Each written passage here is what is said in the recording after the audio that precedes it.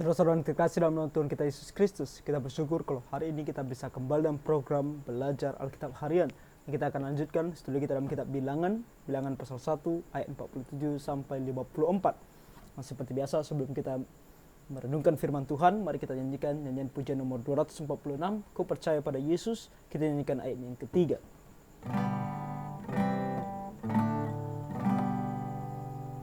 Ku percaya pada Yesus, rela sangkal diriku, oleh Yesus diberi damai, bahagia hidupku. Yesus, Yesus, ku percaya, samanya setiawan. Yesus, Yesus, indah mulia imanku, oh tambahkan.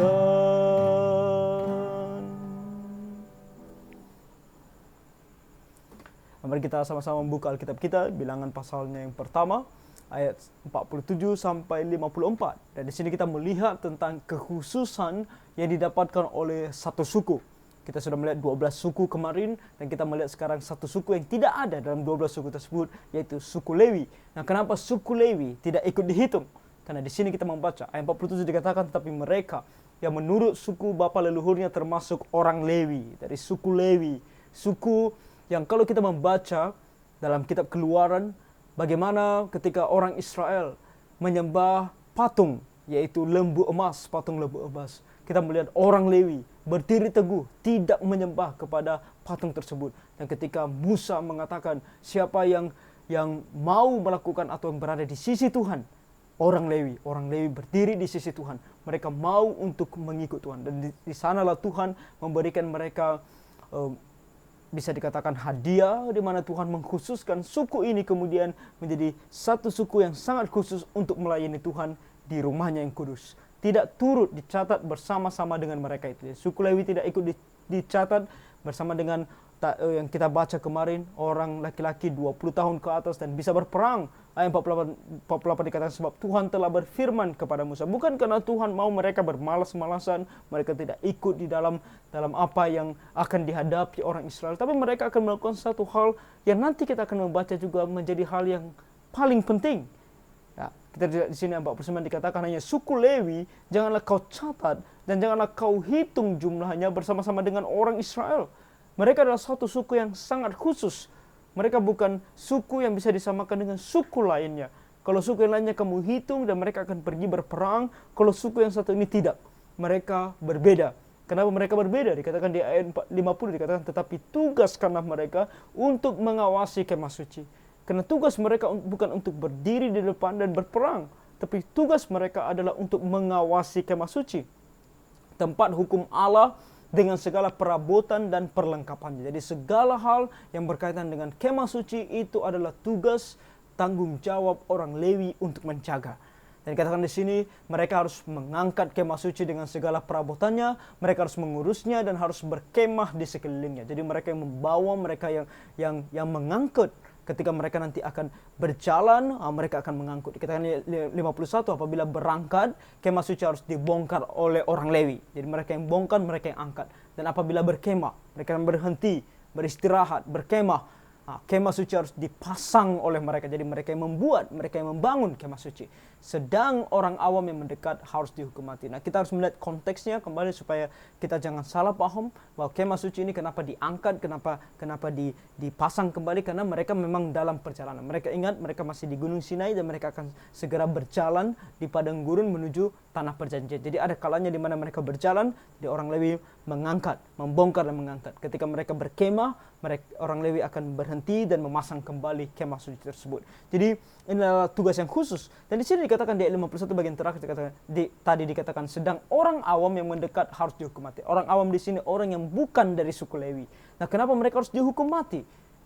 Bukan karena orang Lewi adalah orang-orang yang sangat kudus atau mereka adalah orang-orang yang baik atau jauh lebih baik dari suku lainnya.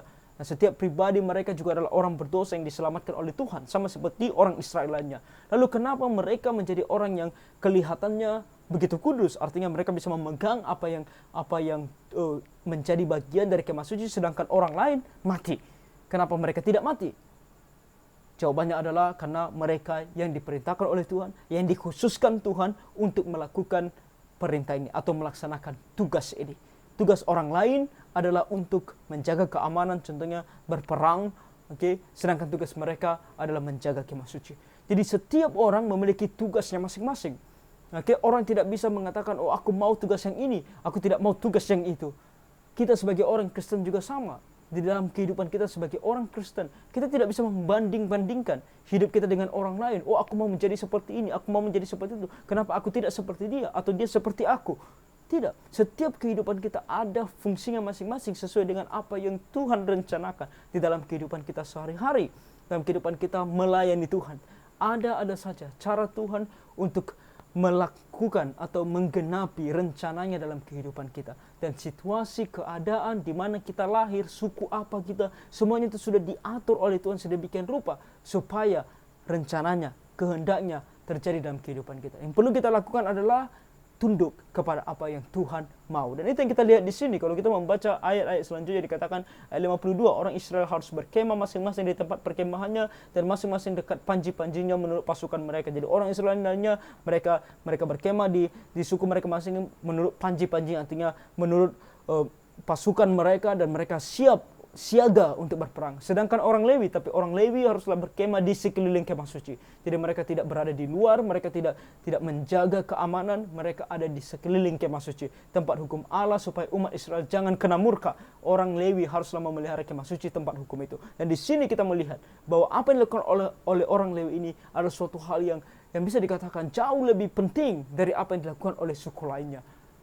Di hadapan Tuhan, yang paling penting adalah tetap hal yang bersifat kerohanian. Makanya kita sebagai orang Kristen harus selalu mempedulikan dan lebih memperhatikan tentang kerohanian, baik kerohanian kita secara pribadi maupun kerohanian kita di dalam bergereja, dalam pelayanan kita dalam gereja. Semuanya harus dipastikan kudus dan sesuai dengan kehendak Tuhan, sesuai dengan firman. Karena itu yang sangat penting bagi Tuhan. Materi dan segala hal yang bersifat duniawi itu tidak penting, bahkan terkadang menjadi permusuhan dengan Allah. Tetapi kerohanian itu yang paling penting. Makanya kita jangan lupa untuk berdoa dan lupa untuk merenungkan firman Tuhan dan melakukannya siang dan malam. Itu yang paling penting. Dan di sini kita melihat bagaimana ayat 54 kembali diingatkan kepada kita. Maka orang Israel berbuat demikian tepat seperti yang diperintahkan Tuhan kepada Musa, demikianlah diperbuat mereka. Saudara-saudara, baca firman Tuhan, mengerti firman Tuhan, dan taati firman Tuhan dalam kondisi apapun. Berhenti untuk membanding-bandingkan. Berhenti untuk mempertanyakan. Kenapa begini Tuhan? Kenapa begitu? Kenapa tidak begini? Kenapa tidak begitu? Berhenti. Dan bahkan menginginkan keadaan orang lain. Aku mau seperti mereka. Aku tidak mau seperti ini. Kenapa orang tua aku seperti ini? Kenapa aku lahir di suku ini? Kenapa aku lahir di dalam keadaan seperti ini? Berhenti mempertanyakan semuanya ini. Ini adalah bagian dari rencana Tuhan dalam kehidupan kita masing-masing. Jalani sebaik mungkin sesuai dengan apa yang Tuhan perintahkan kepada kita dalam firman-Nya, dan itulah tugas dan tanggung jawab kita di depan Tuhan. Maka Tuhan akan menolong, maka Tuhan akan memberkati. Saudara-saudara, sebenarnya itu yang saya rasakan dalam kehidupan saya secara pribadi. Dulu ketika saya masih kecil, saya mempertanyakan, kenapa hidup begitu miskin, begitu susah? Kenapa hidup begitu susah? Kenapa hidup begitu miskin? Nah, mungkin itu karena saya masih anak-anak. Dan anak-anak tidak mengerti apa-apa. Terkadang ketika kita disuruh oleh orang tua, sudah pergi sekolah, pulang sekolah harus bekerja. Saya dulu membantu orang tua, pergi ke bengkel, membantu papa saya untuk memperbaiki motor. Dari kecil, dari SD bahkan, sudah tambal ban. Pada saat itu mempertanyakan, apakah saya ini anak atau saya budak? Kenapa hidup harus seperti ini? Kenapa teman-teman saya tidak seperti ini? Kenapa teman-teman saya sepulang sekolah mereka bisa bermain? Kenapa saya harus bekerja? Semuanya ini dipertanyakan. Kenapa di rumah saya harus mencuci pakaian? Kenapa saya harus menyapu lantai? Kenapa saya harus ikut memasak? Saya laki-laki. Saya mempunyai kakak perempuan. Kenapa mama saya juga harus mewajibkan saya untuk ikut memasak? Nah, kita pertanyakan semuanya ini. Nah, karena situasi dan keadaan kita harus melakukannya. Tapi kita tahu setelah kita dewasa, setelah saya dewasa, saya baru sadari bahwa ternyata semuanya ini adalah cara Tuhan untuk memperlengkapi hal-hal yang harus saya lakukan ketika saya dewasa nanti. Makanya ketika saya masuk asrama contohnya, saya tidak terkejut untuk menyapu, untuk memasak bagi banyak orang, untuk teman-teman satu asrama. Dan juga sudah belajar untuk hidup mandiri. Karena dari kecil tidak pernah dimanja, tapi tetap bekerja. Jadi itu adalah hal-hal di mana Tuhan mempersiapkan kita untuk hal-hal yang baik. Ketika saya lahir, sebenarnya saya selalu katakan saya lahir sebagai seorang pangeran, tapi bertumbuh menjadi seorang pengemis. Karena saya lahir dalam keluarga yang cukup kaya. Tapi umur saya 1 tahun, semuanya menjadi berubah 180 derajat dan kami menjadi hidup sangat miskin. Tapi apakah itu adalah suatu hal yang harus disesali? Tidak. Sekarang saya tahu dan saya mau mengatakan bahwa kalau misalnya keadaan itu tidak berubah 180 derajat, mungkin saya tidak akan menerima panggilan Tuhan. Karena terlalu enaknya hidup di dalam dunia yang penuh dengan kekayaan, daripada saya mau mengikut Tuhan dan harus menderita di dalam pelayanan. Saudara-saudara, apapun keadaan kita saat ini, dimanapun kita berada, dalam keluarga seperti apapun kita, mari kita lakukan yang terbaik sesuai dengan kebenaran firman Tuhan dan menerima apa yang Tuhan kehendaki dalam hidup kita. Menjalaninya sesuai dengan firman-Nya dan melakukan yang terbaik, Tuhan pasti akan menolong kita. Dan segala hal yang sudah direncanakan Tuhan yang baik dalam kehidupan kita akan dilakukan oleh Tuhan. Jadi saudara-saudara, kembali, hari ini renungan kita adalah lakukan segala sesuatu sesuai dengan perintah Tuhan. Maka Tuhan akan menolong. Tuhan memberkati.